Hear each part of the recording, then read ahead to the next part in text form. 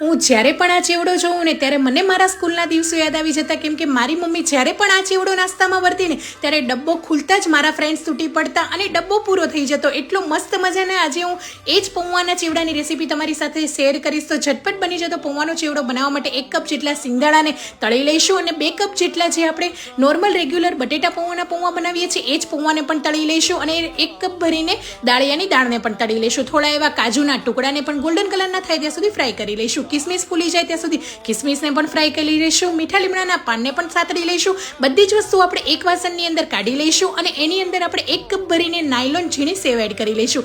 સ્વાદ પ્રમાણે મીઠું કે સંચળ પાવડર, 1 ચમચી જેટલો મરી પાવડર અને 1 ચમચી જેટલી દળેલી ખાંડ એડ કરી લઈશું અને બધી વસ્તુને બરાબર મિક્સ કરી લઈશું. તો એકદમ સિમ્પલ રીતે બની જતો મારી મમ્મીની સ્ટાઇલમાં પૌવાનો ચેવડો તૈયાર છે. આ પૌવાનો ચેવડો આપણે ઓડી સ્નેક બેગ પેપરની અંદર ભરીને ક્યાંય પણ ટ્રાવેલિંગમાં લઈ જઈ શકીએ છીએ અને આ ચેવડો એરટાઇટ ડબ્બામાં ભરીને તમે લાંબો સમય સુધી સ્ટોર પણ કરી શકો છો. તો તમે પણ તમારા બાળકોને બનાવીને આપજો. Thank you.